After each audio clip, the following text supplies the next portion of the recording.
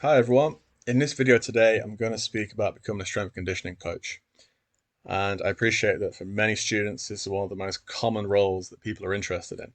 So I feel the need to talk about it. It's very hard to condense it into a short video, but I'm going to give you the basic elements you should be thinking about in order to be employed. I'm going to do that based upon an advert. I'm going to look at an advert at Leinster Rugby. This is an internship, so this is graduate level. This is a realistic job that you can get when you finish university, and it's a part-time internship with the team, 30 hours a week, and it's actually paid, which is quite rare for an internship. So let's hope that changes in the future, but this is quite rare at the moment.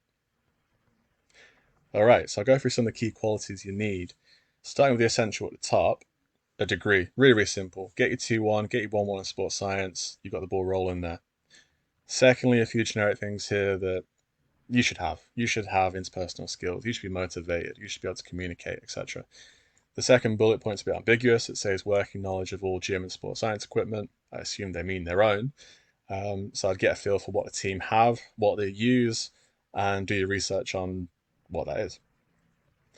Desirable is experience in design and delivery of strength programs. This is usually an essential from adverts that I look at, even for internships. So I was surprised to see it desirable, but either way, you got to be doing this. So delivery of strength programs and also designing and maintaining athlete data sets.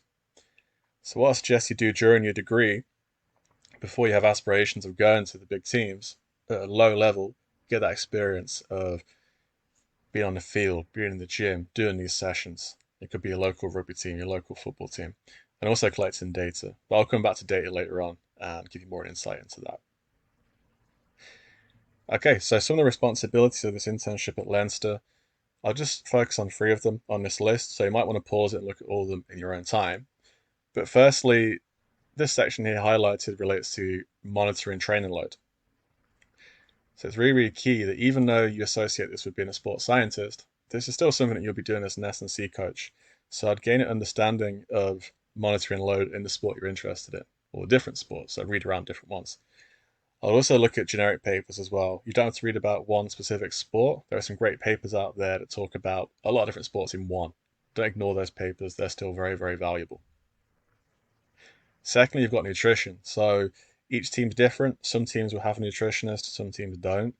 Um, and as an intern, you may be expected, like here at Leinster, to be part of that nutritional program and what they do. So you can see here towards the end of the sentence, hydration testing and recovery drinks. So I've not touched upon hydration here, but I would look at that. Also look at recovery drinks, protein. So understand why they're used, understand the dosage, these sorts of different things. Focus on your sport and look at some generic hard science papers on protein as well. Be really clued up on that. These are sort of things you need to sell your knowledge of in a job interview. And then next, the more obvious one, delivering specific S&C sessions. Remember, it's specific. So you want to get used to individualizing programs for people at senior and academy level. And you see at the end of the sentence here, key athletic qualities such as speed and agility. Now, there's plenty of things you could work on. It could be adding mass, strength, power, losing weight, speed, agility. So I've only focused on one part here, but get used to different areas, understand how you develop these components within your sport. All right, so moving on, I'm going to speak about the sort of things you should be focusing on now in order to give yourself the best chance. So let's say you're a year from graduating and Leinster comes rolling back in another year's time, or 2 or 3 years' time. What do you need to be doing to give yourself the best chance of being recognised for that role? Firstly, get experience. Not just in S&C, not just the bog standard, get in the gym, get on the field. Be very methodical. Collect data, collect pre-season, mid-season testing data, weekly RPE, session RPE, these sorts of things. Wellness questionnaires. Do this at a low level. I've mentioned it already, but I'll say it again. Do it at a low level. Before you work at the top level, you're going to have to replicate this sort of work at a lower level to go up the ladder. Next, I'd read relevant books, journal articles, podcasts, anything you can get your hands on, absorb it. This book on the left is what I read during my degree, so it is a bit old. You talk in 2011, 2012. There is a more recent edition, but this book alone is really good. So even if you go in your library and they've got an older version of a book, they haven't got the most recent, don't worry about it. Still read it. It'll still be very valid in S&C today. On the right hand side is a book for combat sports. So I'd read the generic books first to gain that understanding, and then I'd fine tune it into your sport. So I would look for a book in football, rugby, whatever it is you're interested in, read those books as well. And lastly, I'd look into becoming a UKRCA student member. Haven't really spoken about this yet, but if you just go on Google, type that in, you'll come onto this page and there'll be more detail. So I won't go into too much detail. You can read in your own time, but long story short, you get access to online conferences, you get to network with S&C coaches at high levels. There's additional material, PDFs, ebooks, stuff like that that you can look at as well to increase your development.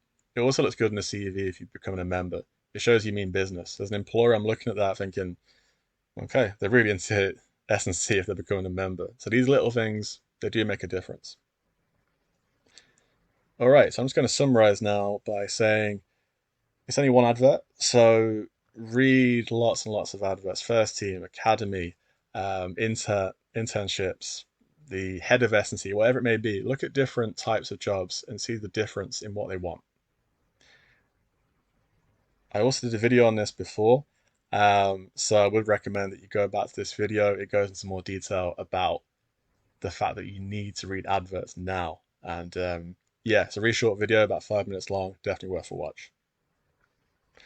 Also take notes. So as you're going through these adverts, you can print the advert off, have a highlight pen, go through it, or just look it online, and notepad. Just find the common themes that pop up in every single advert. What are the things that pop up every single time in each advert that I need to be doing? And lastly, create a checklist.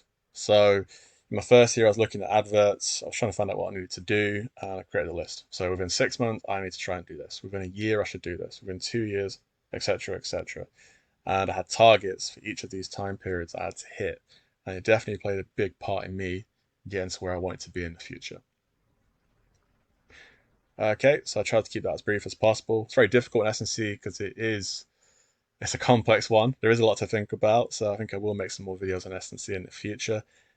But for now, hopefully that was useful. If you have any questions, you want more context, more detail on certain aspects of what I've spoken about, let me know on Instagram or Twitter. Okay, thanks for listening, and I'll speak to you again soon.